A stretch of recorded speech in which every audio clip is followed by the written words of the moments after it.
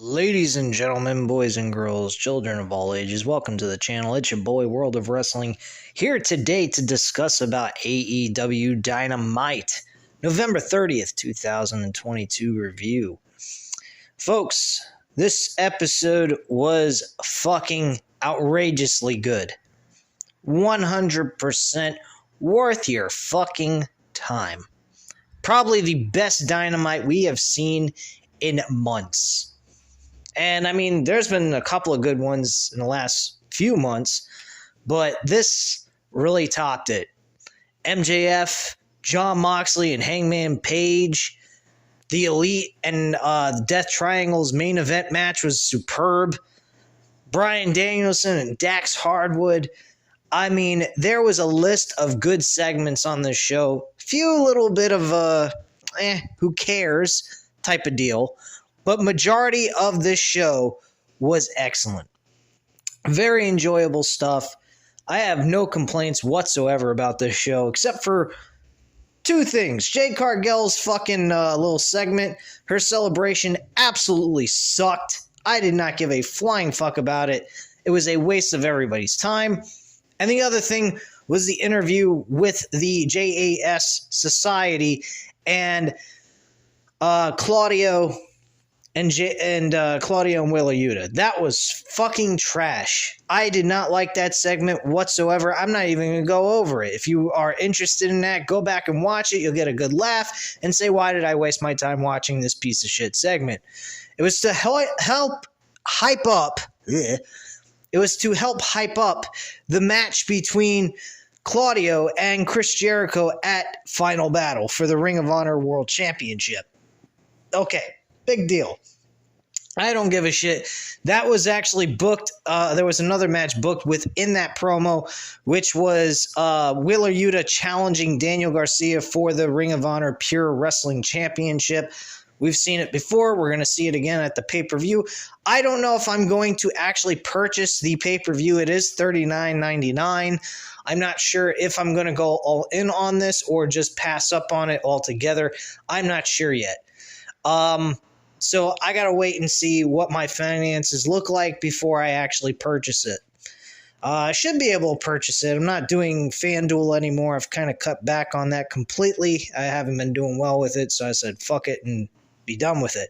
But regardless of all that, we are in the midst of a really good build-up.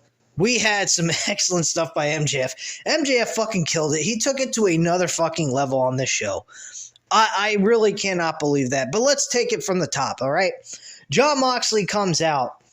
He goes ahead and he says, you know, I used to train around here about 90 miles from here and would wrestle here every single week and what have you. And I'm the toughest son of a bitch you'll ever meet. I will outwork everybody. I will outbleed everybody. I will be the most vicious son of a bitch walking on this planet. And he went ahead and he was basically saying that nobody can outwork him. He is the toughest son of a bitch walking on the planet. Then he went on to say there's not one guy here or 100 miles from here that will have the balls to come out and challenge me. And then out comes Hangman Page. This was a very interesting swerving Jon Moxley away from the World Championship and focusing his attention on Hangman Page now. Hangman Page and him had a little bit of a beef with each other over the World Championship when Moxley was champion before Hangman Page, or before MJF was to face Moxley for the World Championship at the Full Gear pay-per-view. So we're going ahead, and Hangman Page, he does not say a word, doesn't have a microphone. He ends up punching Moxley right in the fucking face. Hits him in the face, knocks him on the ground, and they're brawling, they're fucking killing each other and all this shit. It was unreal. Later on in the show, they were attacking each other again backstage in the parking lot, in the garage. And Hangman Page and him throwing each other against this grating door that opens the garage. And I'm going, holy fuck, this is insane. The scenery was different. It was a change of pace. Absolutely loved it. Thought it was excellent. These guys are tearing each other apart. I imagine these two will be facing each other at Revolution. Hope they have enough ability to drag this out to Revolution. That's in February, so they might be able to do it. They may not. Who knows? They may save it for a Winter is Coming, or they may save it for a January special on Dynamite, for all we know. So that's all I really have to say on that. I think it was an excellent way of starting up the show. It was very intense, and it brought out a lot of fire out of that crowd from that segment. So I have a lot of appreciation of that segment, and I think it was a great way to start the show. Our first match, though, was Dax Hardwood and Bryan Danielson one-on-one. Now, this match had no real build. There's nothing going on here. It's just a nice little matchup between these two guys. They did an excellent job working together. A lot of chain wrestling taking place. Eventually, it led to Bryan Danielson submitting Dax Hardwood with the Bella Lock and walking away with the submission victory. So, this match was really fucking good. I have no complaints whatsoever. And it was definitely worth your time to watch. Apparently, we actually have the Dynamite Diamond Ring tournament taking place.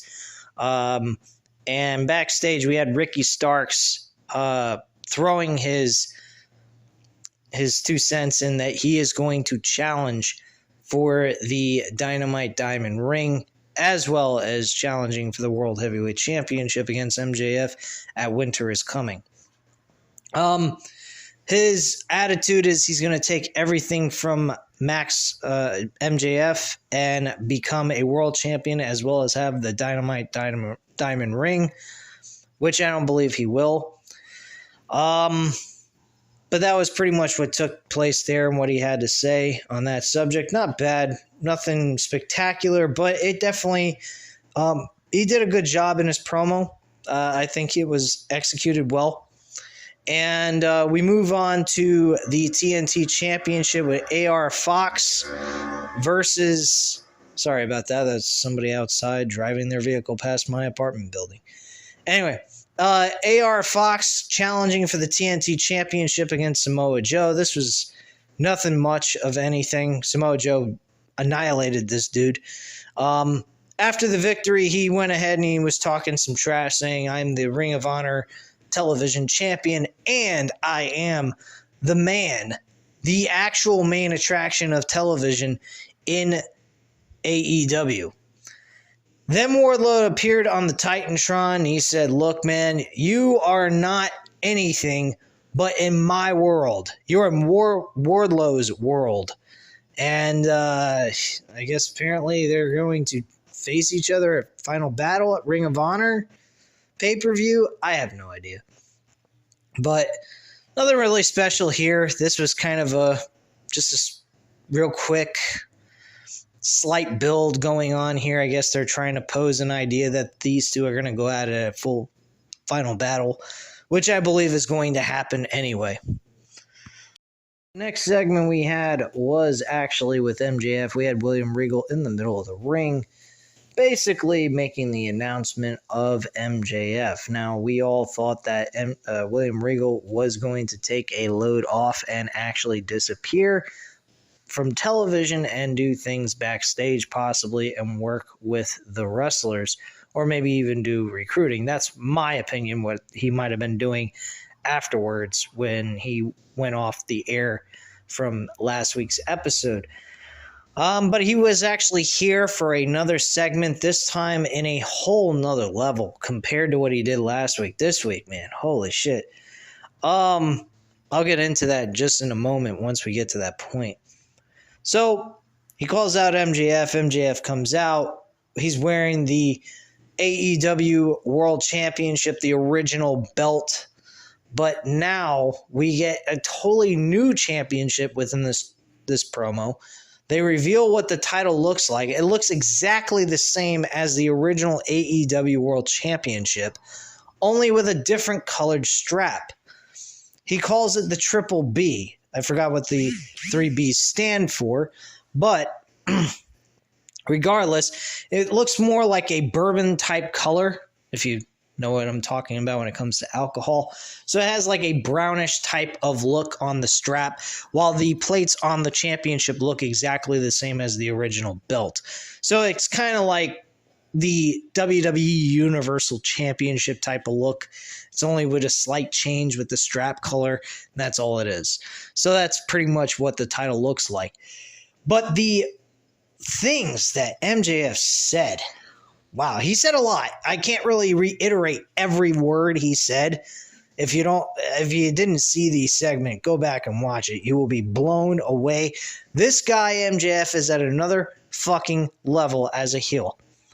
I swear to you, every time he comes out, he continuously does things that makes him more of a fucking top tier heel in this business.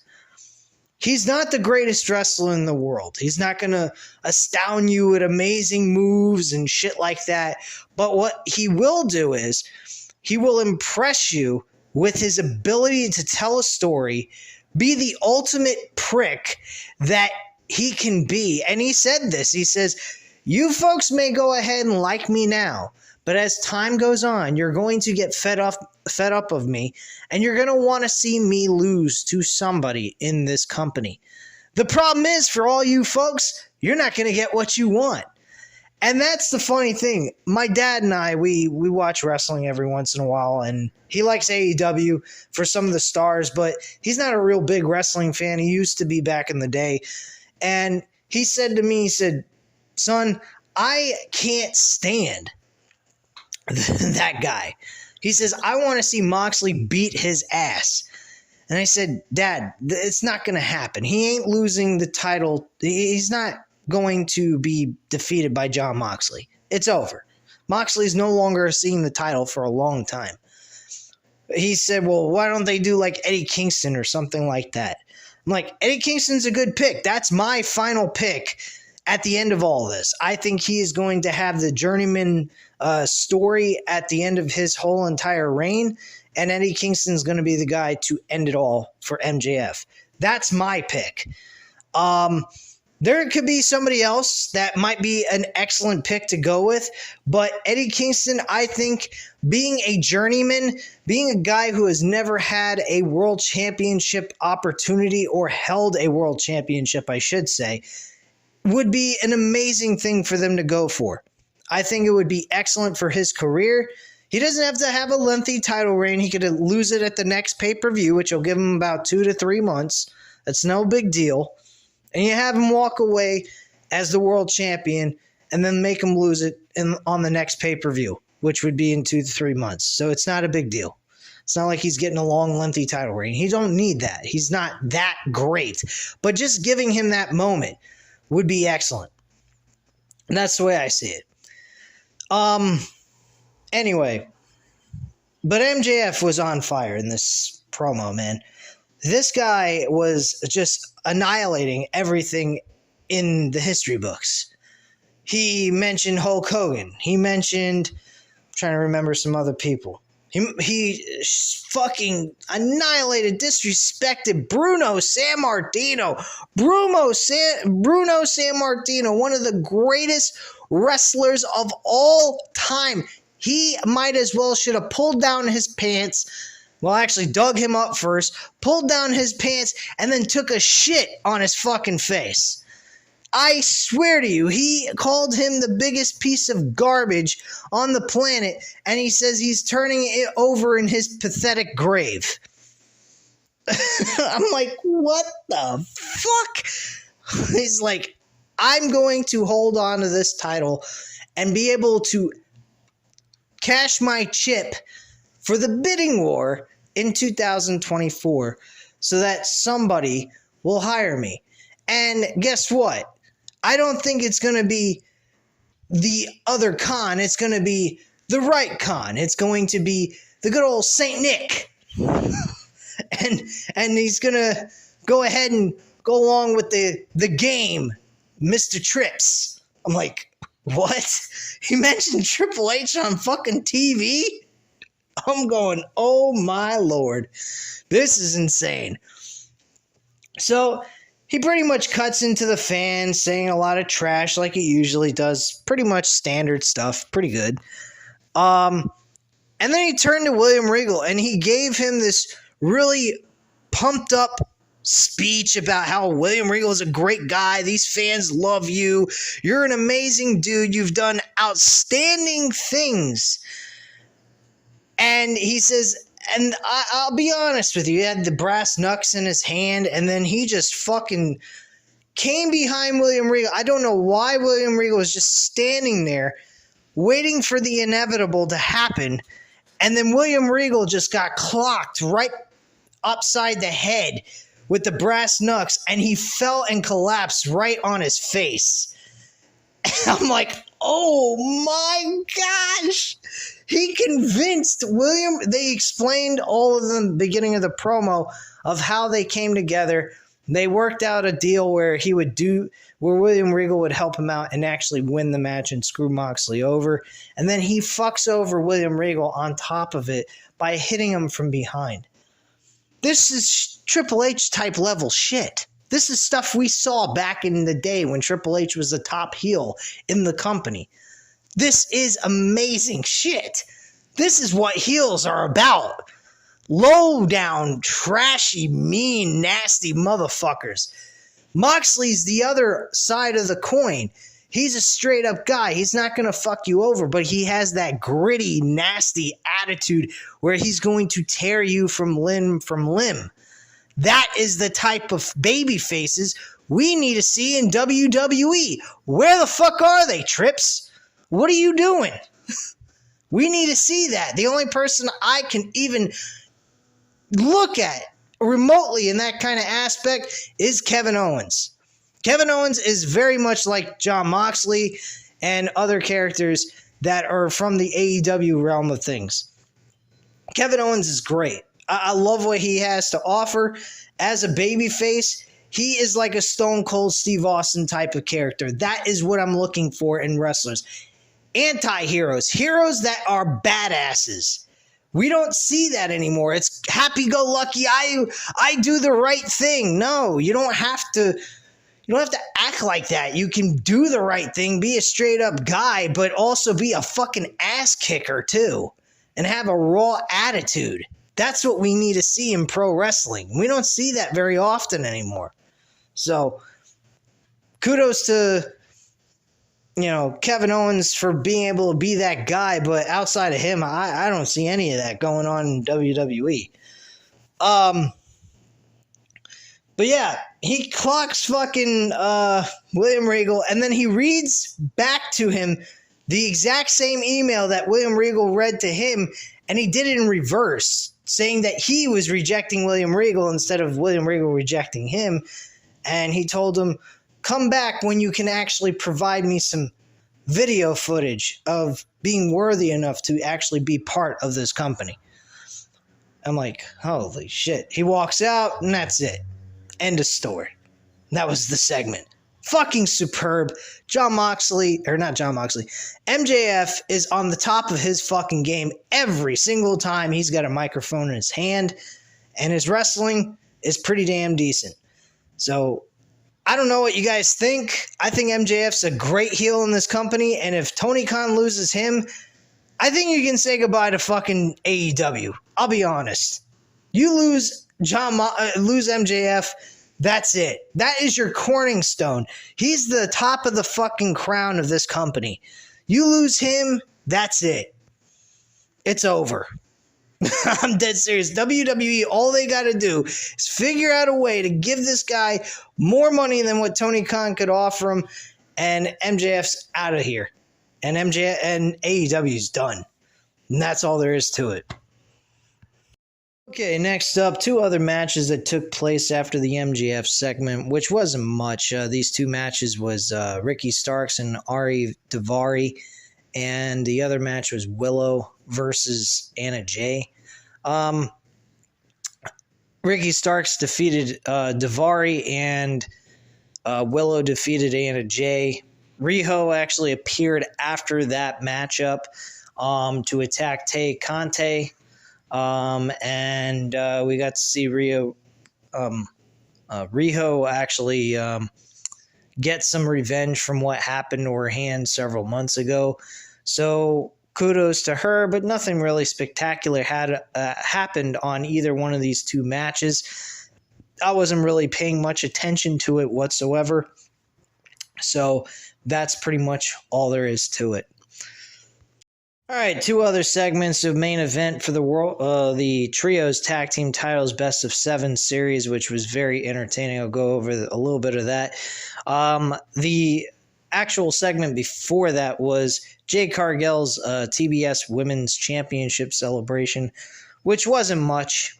I didn't particularly care about this. They had Bow Wow, Little Bow Wow, back when he was a kid. Now he's adult. He just goes by Bow Wow. I don't really give a fuck about Bow Wow. I haven't heard any new content from him whatsoever, and if he has, I don't really give a shit. But yeah, this was a waste of everybody's fucking time. Nobody gave a fuck about this segment. And she's talking about the baddies. She got rid of one of the baddies. I believe that's Kiera Hogan, which I don't particularly care. I don't care for any of this shit. I don't care for Jade Cargill right now. Jade Cargill has been an absolute waste of time, especially with the nonsensical bullshit she pulled with JD from New York 206. I think she is a fucking dumbass, and I don't particularly think she's one of the better women's wrestlers in this company. I really honestly believe Serena Deeb is getting a royal fuck over. Jamie Hayter and Britt Baker actually had a segment, which I wasn't paying much attention to. I was kind of busy with some shit during that segment. But yeah, they did make an appearance during that time. And that was pretty much what happened there. So I don't really care about that fucking segment at all with Jade Cargill. And then the main event was the Trios Tag Team titles with Death Triangle as the champions defending the titles against the Elite in this Best Out of 7 series, with it being 2-0 Death Triangle leading this series so far. So this match was all over the place. There was really no tagging in and out whatsoever. This was like a tornado fest all over the place. Very hard to follow in certain aspects, but very good wrestling taking place as well. The ending was actually where Pac was going to do the Black Arrow, and Matt Jackson lifted up his knee, and Pac went ahead and ended up having his face clock right into his knee, making him practically unconscious, rolls him over for the 1, 2, 3, and the Elite get their first victory out of the Best Out of 7 series. So with match number 3 between these two, it is now 2-1 Death Triangle. Very good matchup, very entertaining, all over the place though. They need to get tag team wrestling under control. I feel as if I'm watching Tornado Tag Wrestling, which is not tag team wrestling. It's a fucking tornado tag, which means that there's just teams working together and beating the shit out of their opponents with no tagging in and out. It's like it's no fucking rules here. Might as well start bringing in weapons on top of it, turning it like an ECW type of shit. It's fucking crazy. That's the one thing I have to say I can complain about with AEW. AEW has no understanding of tag team wrestling. That is ridiculous. There's hardly any tagging in and out taking place. The guys are hardly ever staying on the apron next to the ring post. What the fuck are these guys doing? What are the rules in this company? But regardless of all that complaining shit, because I know the deal with AEW and their tag team wrestling, because they do things a little different than WWE, which is fine. I'm not a particularly fan of it because it's very hard to follow in certain aspects. But they do have some good wrestling that take place during these types of matchups. But overall, there's no complaints here. This match was great. It was a good way to end the show, and it was fun. Next time these two teams are going to go at it will be at Winter is Coming, which is December 14th. So they're going to give it a break next week, so we won't see anything take place with the Trios Tag Team titles, and we will see this unfold on December 14th, which should be possibly pretty fun. Anyway, guys, that is pretty much it. That is the review. I hope you enjoyed this review. If you did, please go ahead, hit the like button if you like this video, hit the subscribe button if you're not already subscribed to the channel, and leave a comment down below, and I'll definitely get back to you on that. And I thank you guys very much for watching. Have a great night, guys. Bye.